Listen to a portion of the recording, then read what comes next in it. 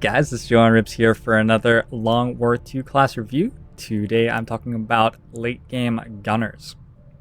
As always, I talk about classes in terms of their alpha strike and breakdown abilities. Alpha strike being how good a class is at killing stuff as it comes in towards you or on XCOM's turn after it's spread out and before it gets a chance to actually attack XCOM.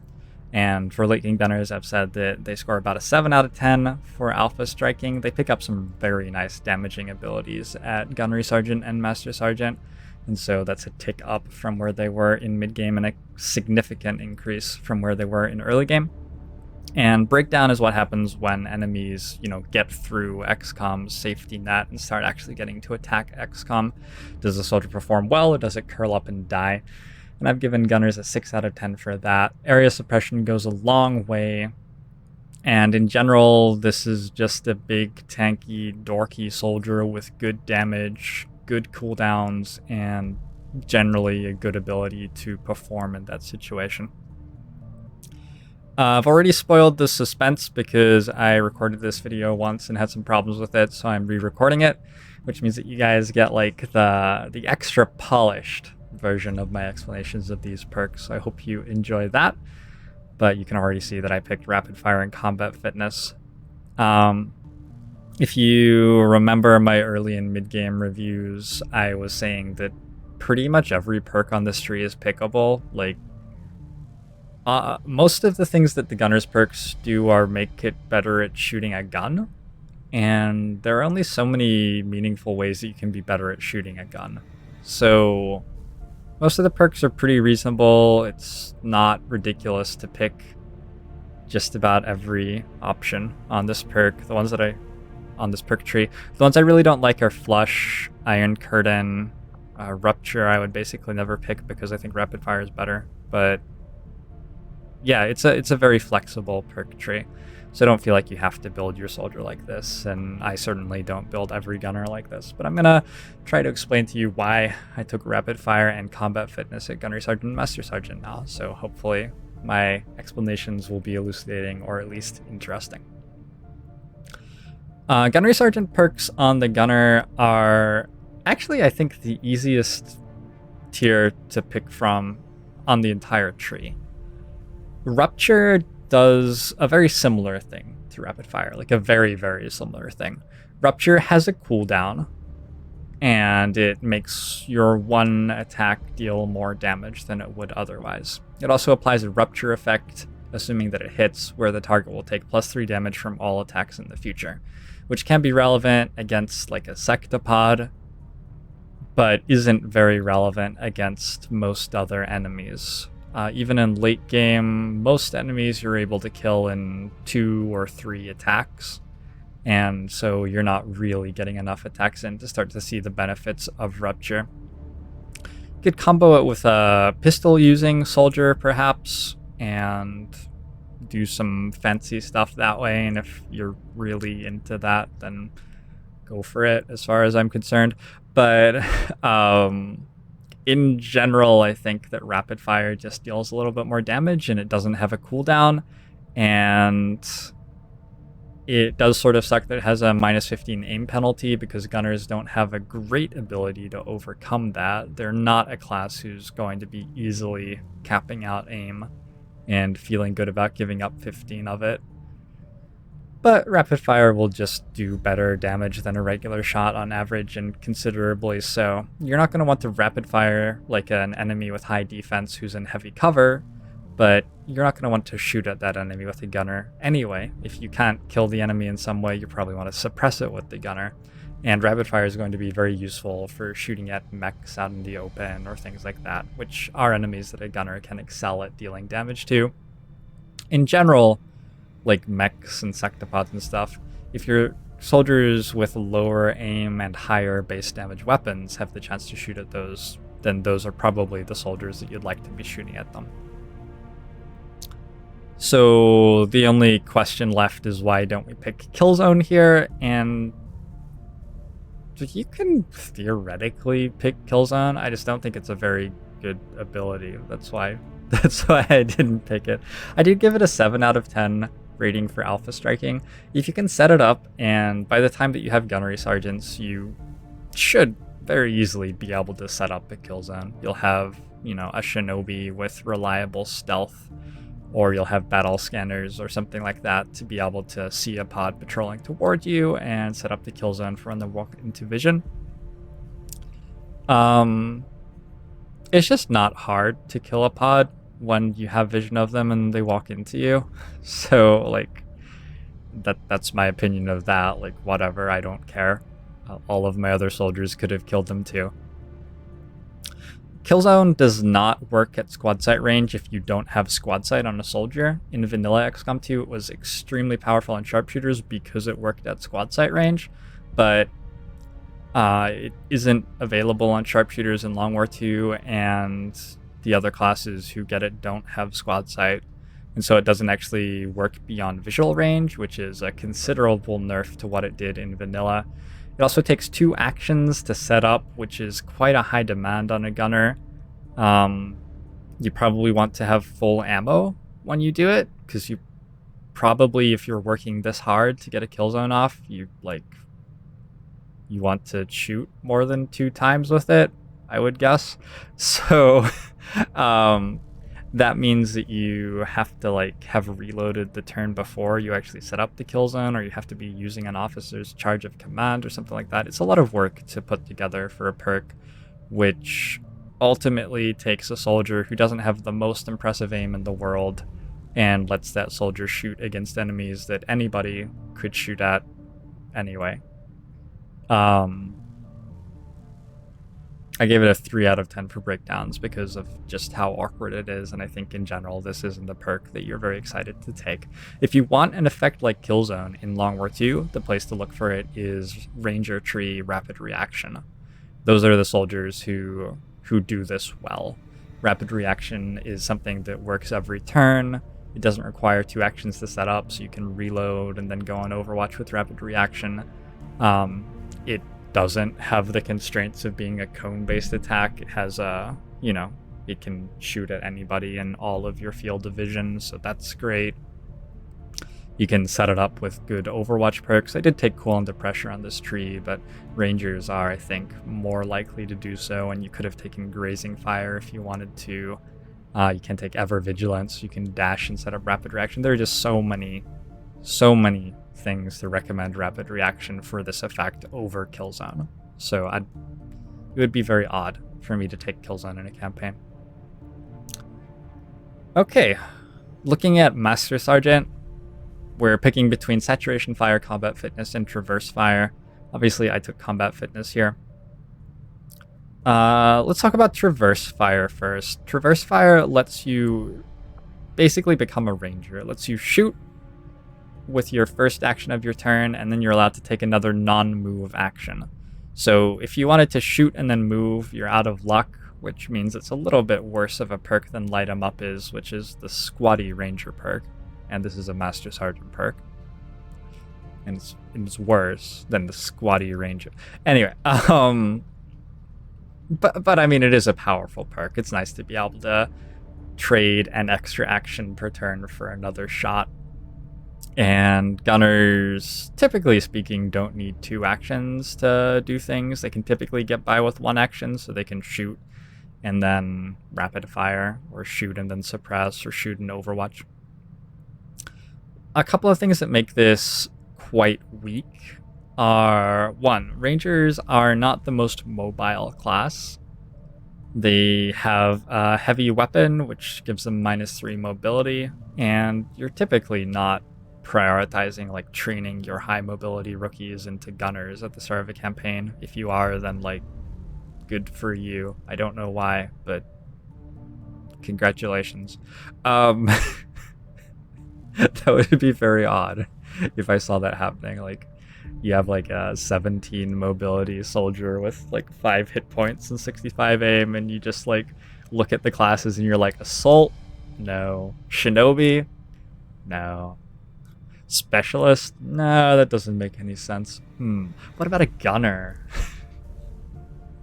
I would just enjoy that. I don't know, maybe it would be good.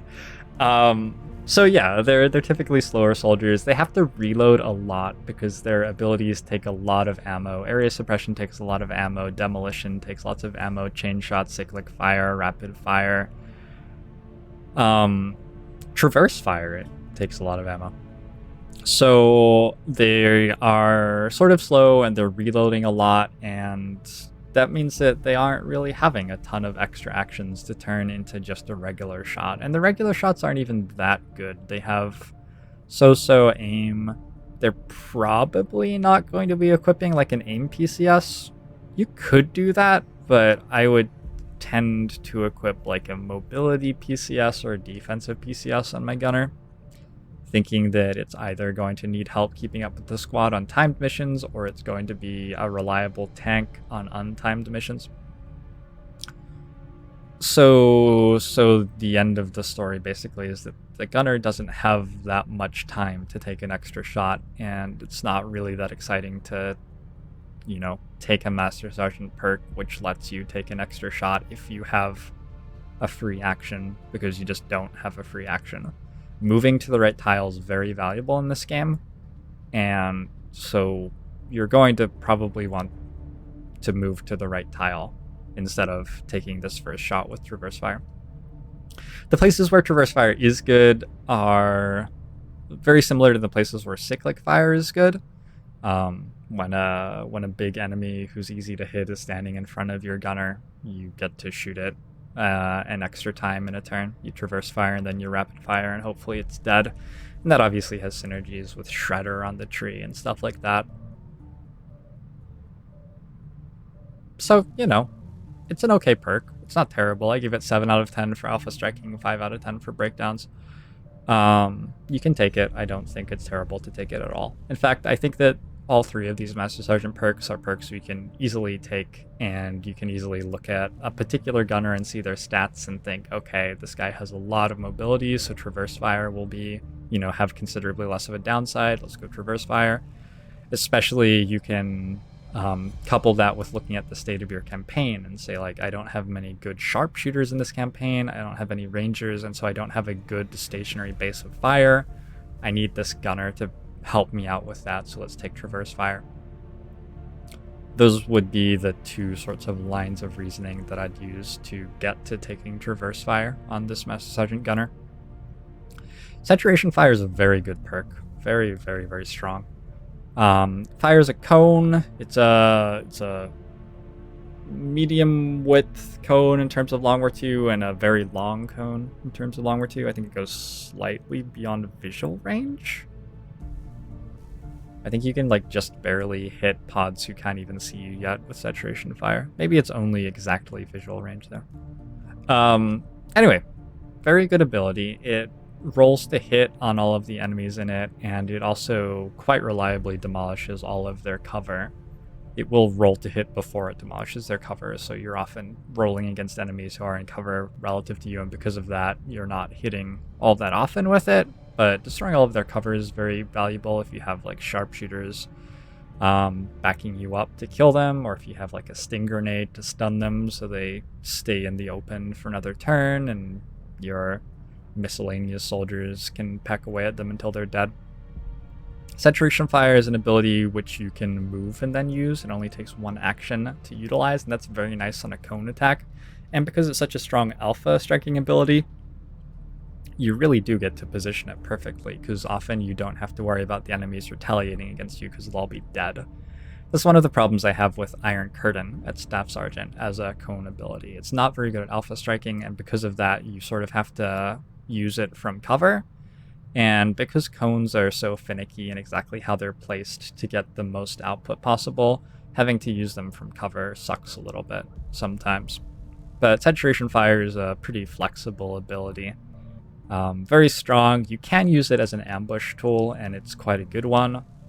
Again, that's almost never going to be an argument that convinces me to take a perk, because there are just so many ways that you can successfully ambush pods.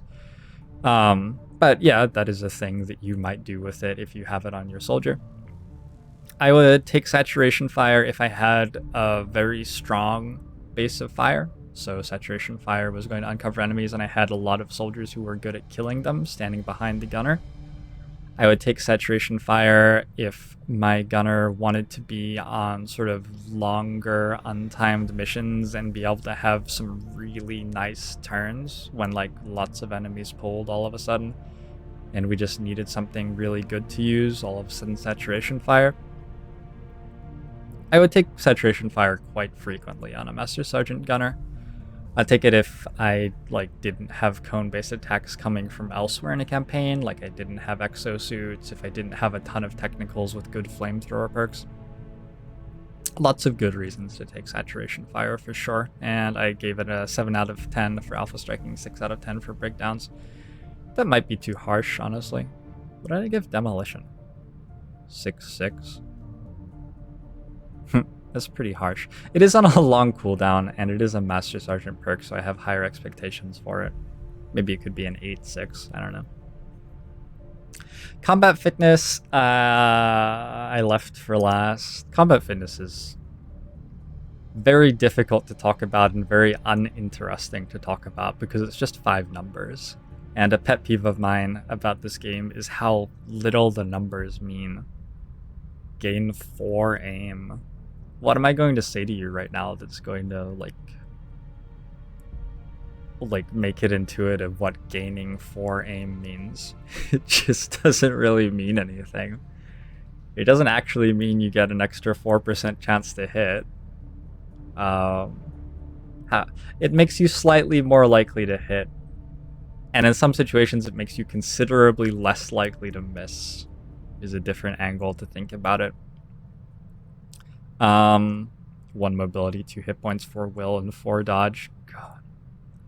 So I've committed to making this series and want to give you educated and sort of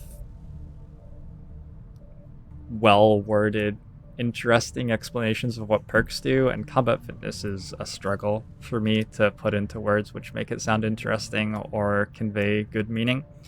The best I can do is 4 aim is about 30% of the center mass, maybe. It's some good damage. 1 mobility is maybe 10 to 15% of a running gun. It's good mobility. It maybe frees up an extra action for you at some point in a mission because you just get somewhere faster. 2 hit points is it's the worst half of formidable. Maybe it's 30% of the value of formidable. Maybe 25% even. 4 will is very hard to evaluate as anything other than 0, but it does have some relevance. You are going to take some psi attacks even late in the campaign from sectoids and sectoid commanders, and so 4 will can defend you against those, and 4 dodge is 2 defense, which is it's 13% of a fortify or something. Anyway, if you add those up, I think you come up with a pretty good perk.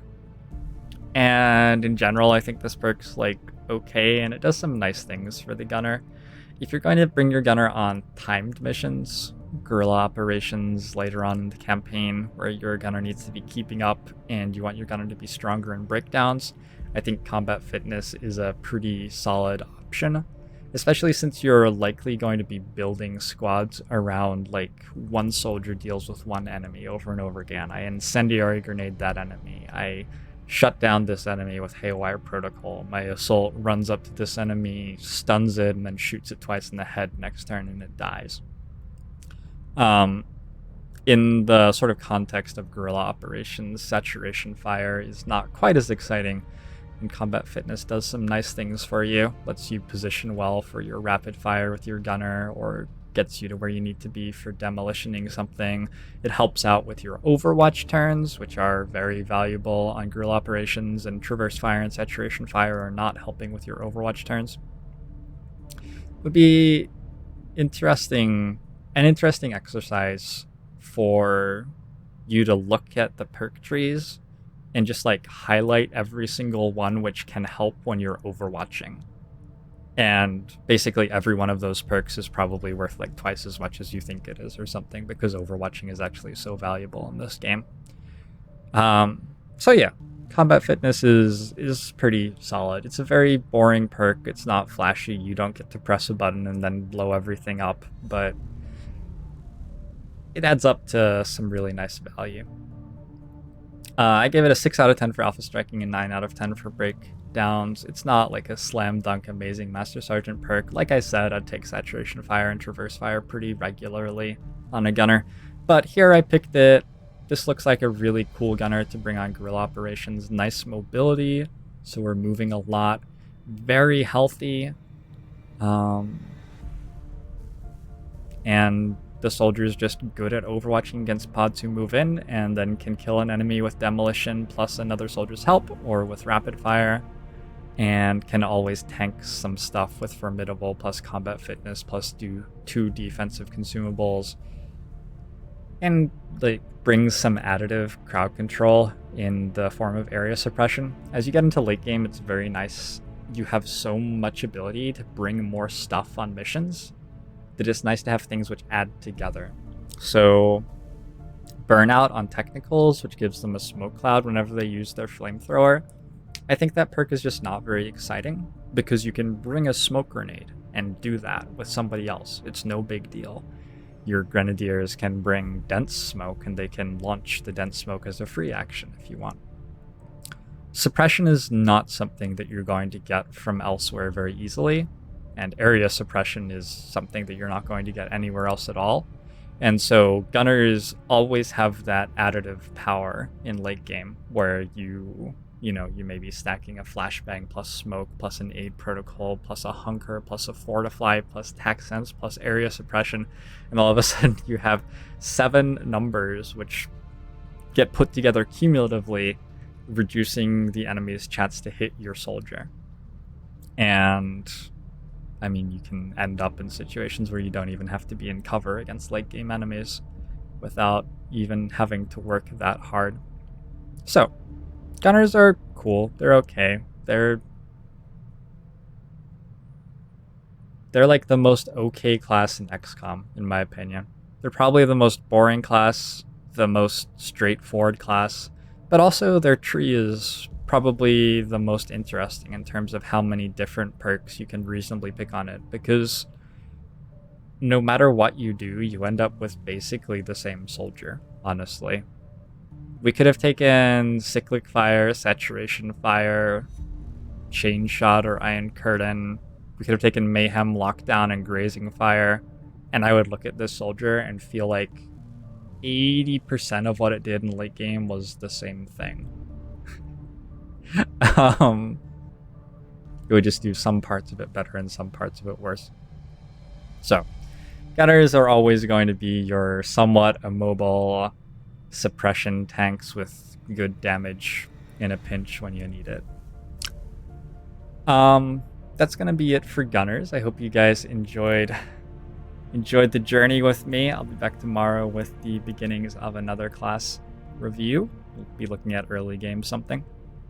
If you're enjoying hearing my thoughts on the game and want to get some more thoughts, especially angled at strategic layer stuff, you should check out my collaborative campaign with Filthy Robot, which is getting uploaded to his YouTube and which I'm linking below the video. We talk a lot about the strategic layer. He's a very good strategy game player, and he's played a little bit of Long War II, but doesn't know like every single detail. And because he's a good strategy player and has a good idea of the game to begin with, he knows exactly which questions to ask me to get like the perfect information that he needs to make good, complicated, and correct decisions on the strategic layer. And of course, we get really in depth in the tactical layer as well. A lot of people are enjoying the series. I just wanted to recommend it and plug it. Also, if you want to, become a bigger part of my community, I have a link to my Discord below the video, which is where people can hang out, get in touch with me all times of the day, post memes, play other games. People are playing Path of Exile right now and chatting about that in a channel, stuff like that.